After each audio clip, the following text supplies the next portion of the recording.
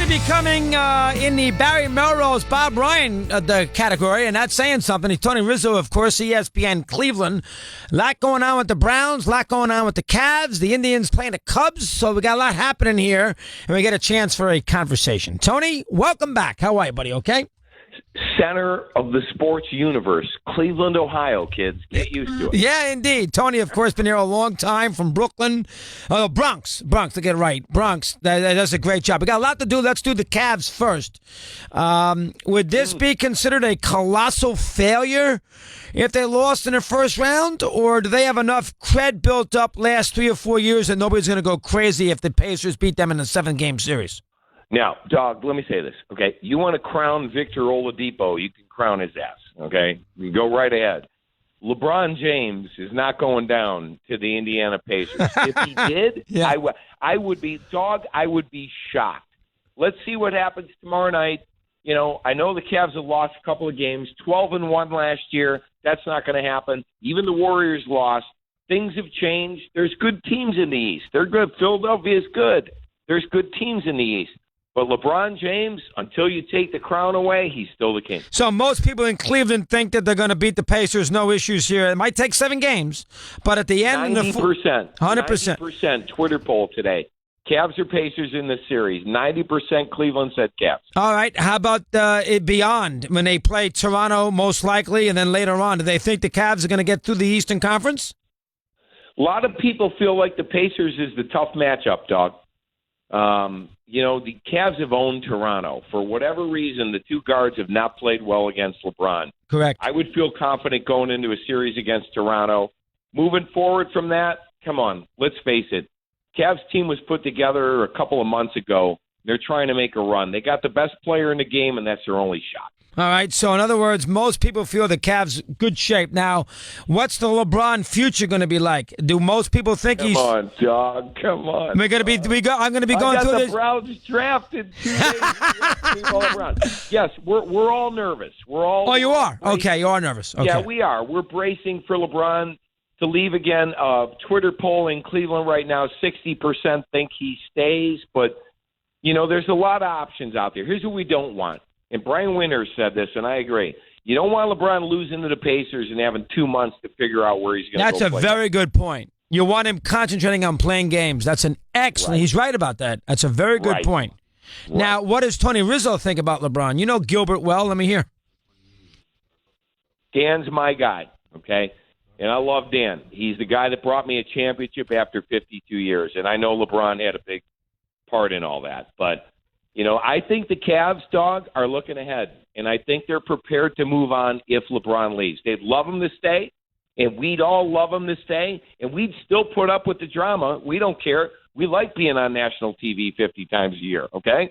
We'll do it. We'll put up with it, and we'll put up with the results. But if he moves on, I feel like the Cavs organization is ready to move on from that. Oh, really? And all right. Now, we got a draft pick. We have a lotto draft pick. We'll see how that turns out. Certainly losing LeBron would be a big blow. I'd be very sad as a Cleveland sports fan my whole life.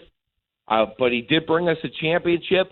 As he wants to go play somewhere else, that's his prerogative. Most people agree with that, Tony, or is there going to be some animosity? There'll be animosity. I don't know if there'll be jersey burning again and that decision thing, you know, with the bad checkered shirt. That's not going to happen. But I believe that people will be absolutely devastated here. Don't forget, Dog, guy brings a lot of money to downtown Cleveland. Ask a downtown business owner if they want LeBron to stay in Cleveland. They'll tell you.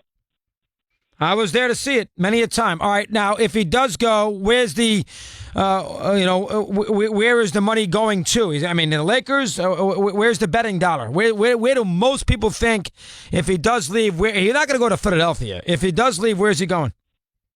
Well, I have family in Los Angeles, and I was told months ago, actually, that the Lakers were going to redo themselves. I don't even know if it involves ball. It might not involve ball. But I thought the Lakers were one of the landing spots. I don't know why you don't stay Philadelphia. We'll have to wait and see. I know Embiid said we don't need anybody else, and that was absolutely a direct shot at LeBron just a couple days ago. But there's a couple of landing spots for him. Houston, who knows? I think he's going to get up with Paul George. We'll see. But remember this, Doc. His wife is from here. And those kids, they want to – his son is going to play basketball next year as a freshman, maybe on the LeBron James court in Akron, Ohio, at St. Vincent St. Mary, where LeBron played. The first thing he brought up when he said where he was going to go for the future was family. Family and winning. So let's wait and see. Find it hard to believe a girl from Northeast Ohio would raise her kids in L.A., but who knows? They have a home there. They have certainly enough money. I'll tell you what, dog, if they wanted, kids could go to school in Akron. They could all live in L.A. Fly back and forth. They could if they wanted to. So it sounds like, Tony, you still think he's going to stay? We'll see. We'll see. What are the options? There's a lot of different options. I think Kawhi Leonard is in play here. I think what he does in the future is in play. Paul George certainly didn't work out for him at Oklahoma City. You know, they're on the verge of getting their ass out of this thing. So let's wait and see. We'll have to see. I know this. No one's talked about the possibilities of the Cavs bringing people to here. And there has been talk about Kawhi Leonard. There has been talk about there's going to be a lot of big-name guys available this offseason.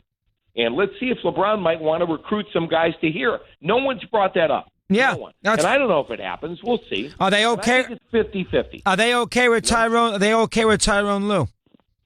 I think it's 50-50. 50-50. Is he healthy? Don't get me going. Is he healthy? Don't get me going on Tyronn Lue. You're not a big fan? Not a big fan. Okay. No, that's fair. All right, now, Cubs Indians, any juice? I don't know. You know, I got my nephew, Anthony Rizzo, in town. I gave him his Italian restaurants on Twitter today. But, no, a little juice. Listen, the Indians' pitching's phenomenal. They got good pitching. I mean, look at what they're all. Dog, they are. And it's Clevenger's pitched great. You got Kluber, you got Carrasco. They got a good staff. Yeah, you Clevenger. The Clevenger done a great job. Good. He's good. He's the good. Indians, and their division is terrible. And they're going to win. So we're in the playoffs. We're looking at it that way.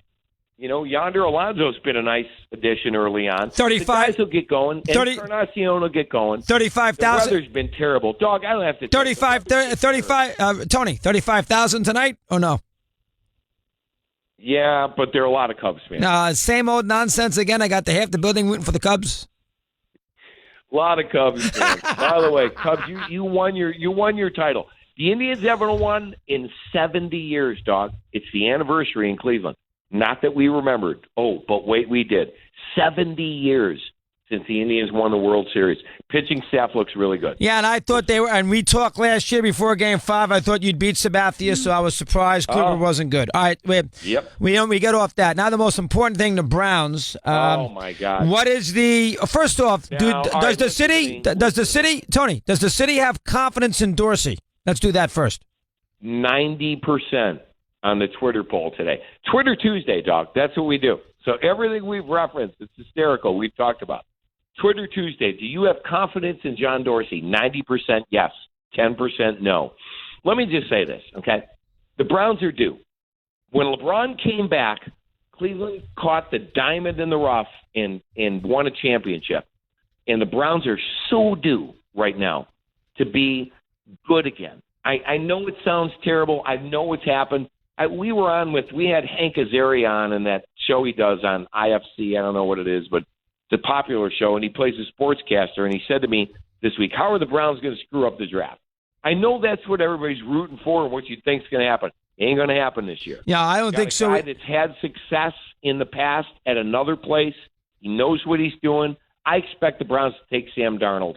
And I think Josh Allen's in the conversation. And I don't believe the Baker Mayfield hype that came out today. Yeah, I'll tell you what I would do, Tony. I want you to fight. I want you to discuss this.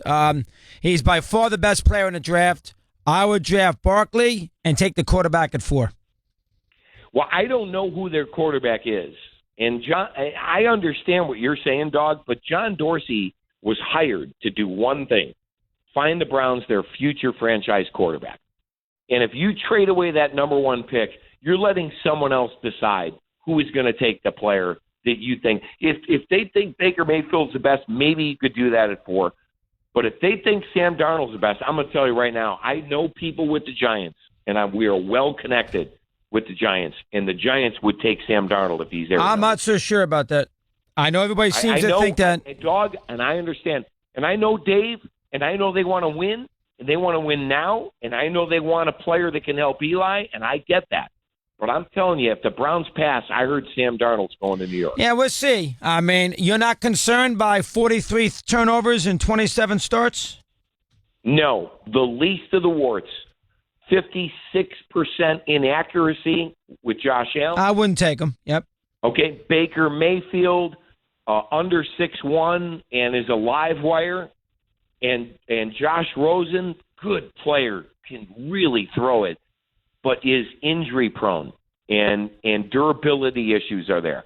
The least of the warts is Darnold. You fix the turnovers. You know, Dog, I'm not a Hugh Jackson fan, man. At 1-31, you know, I'm a Browns fan at the end of the day. He's made some really bad decisions. We're hoping Todd Haley is the guy that's going to bring this quarterback. How about let's forget the turnovers. I would draft the running back because I don't know if Donald's going to be great. And I tell you right now, Tony, if I'm a Brown fan, these USC quarterbacks in the NFL aren't that good.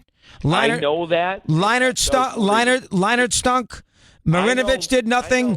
I don't want to hear about Carson Palmer. He wasn't great either. He's a bum. Don't start. There's no guy. And Sanchez, who the Jets traded up to get, was a disaster. So where is the history? You know, Pat Hayden wasn't great. Vince Evans stunk. Give me the history of a USC quarterback who played great in the NFL. Let me hear. Cannot do it. Never started a Super Bowl. The stat is USC never started a Super Bowl quarterback. Dog, to your point on Saquon Barkley, I love him. That kid is a winner. I've watched bad Browns football for the last 20 years. I need somebody who can score a touchdown. That's our guy. I take him. They're all saying Dorsey won't take him because he'll get Geis or Chubb or one of those guys with 33 and 35. We have 33 and 35. I like Barkley. I think he's a winner. He went to Penn State when Penn State was poop after the Joe Paterno thing. He turned the program around. And there's nothing bad about him. I was at the Combine, saw him, met him, talked to him. Fantastic kid. Going to be a fantastic pro player. I could see the Giants taking him. Oh, I do too. Oh, I do. Now, why wouldn't... Yeah, if the Browns go one. Now, why wouldn't the Browns take Barkley? All right, I'll take your word for it. You know better than me. Let's assume the Giants take Donald. The Jets then take Allen, Mayfield, or Rosen. Who knows who? Right. And then you get the choice of the other two. What's the matter with that? Nothing the matter with that. But the bottom line is, and believe me when I tell you this, Dorsey took a kid in the third round from a high school 15 minutes from where I live, Doug. Okay? And that kid led the NFL in rushing last year. And he took him in the third round. So everybody assumes that he will take a running back thing. The one thing they don't realize is, and John said this many times, the Browns are looking for winners. The Browns are looking for guys that win. We need a difference maker. You need somebody to turn it around. Well, what is Donald won? I mean, he won a Rose Bowl against Penn State. That's it. He stunk against Ohio State, and I don't want to knock Donald because I like him too. I will say this. He's 20, Doc. He's 20 years old. He's a big, thick kid. He's got a way bigger arm than people realize. And I know they talk about Josh Allen's upside from Wyoming. This kid's 20 years old. He's the youngest quarterback in this draft. And he's got a lot of upside, and people see him. He's a great kid. His teammate wanted him to throw to him for a pro day, and he flew out to L.A. to do it for him. He's a leader. He's a clean-cut kid. And, you know, Dog, in today's NFL, it's billion-dollar operations, and this guy's going to be your CEO. It's got to be somebody to represent you. I just think the Browns feel like this is their kid. All right, now, if they do take him, who are they going to take it for? I know they love Bradley Chubb. Bradley Chubb and Myles Garrett on the edges to rush the passer is something you need in the AFC North. If Chubb is there at 4, I guarantee the Browns will take him. The interesting part is if Chubb goes to 2, let's say the Browns take Darnold and Chubb goes to 2 at the Giants, would the Browns take Barkley? Well, if they don't, they're crazy. Wait. You're going to get, how about this? You're going to get calls about a trade-up from Buffalo. And the picks are 12 and 22 in next year's 1. Would you do that? Would you trade out of 4 to take 12, 22 in next year's 1? In Cleveland, we've seen enough draft picks. We need players. Browns were the youngest team in the league last year. However, if you could take 3 kids out of the first round of this draft, in which 5 quarterbacks could go in the top 10, pushing all the really good position players back into the teens, would you do it? Well, and you get a next year's number 1. Well, I think Barkley will go too if you're right about Donald with the Giants. I don't think the Giants are going to allow Barkley to escape. I think you think Barkley goes too? I do. Well, then I would take Chubb for the Browns. You would take Chubb at 4. All right, is Dorsey going to? I think John would take the call though. He'll take the call. Is Dorsey making this decision, or is Haslam making this decision? Absolutely. Dog 100%. No one in the organization, and I know there's people who think the owner likes Mayfield, and that's why these Mayfield rumors should surface. The owner trusts John Dorsey, and John Dorsey's the guy. Hugh Jackson at 1-31 doesn't have a lot of say in this, folks, and rightfully so. I'll buy that. Record isn't going away. I'll buy that. Jackson shouldn't. He may not even be there after next year. So right. I mean, that's how you got to think, dog. Very. You know what? That's why you are who you are. No, that's an easy one. Anybody, even you could come up with that one. I mean, that is it. You know, I love you. I love you. No, hold on now. Let's go through this properly. If it's not Donald at 1, who would it be? Oh my God, I think it's Josh Allen. And so you think they've evaluated Allen as the second best quarterback in the draft? I really do. I think this week's news doesn't mean anything. And there's been a ton of mocks with Josh Allen to Cleveland. And here's the thing. He's got a lot of upside. And I know I'm like you, 56%, man. You better be Brett Favre, because there's no way you're going to succeed in the NFL. I'm the same way. But the scouts, the people that really know, say that the kid has progressed from Wyoming, and I'm not putting down the program at Wyoming, but it's not USC, and it's not Penn State, it's not Ohio State, and it's not Alabama, okay? And the kid has progressed 1,000,000 times over from what I know, just from the Senior Bowl. He's learned a lot.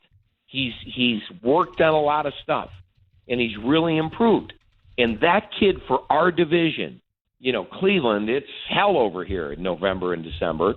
Buffalo, any of these teams that are on these lakes, you put that kid in here, he can spin it through the wind, and there's not a lot of kids that can do that.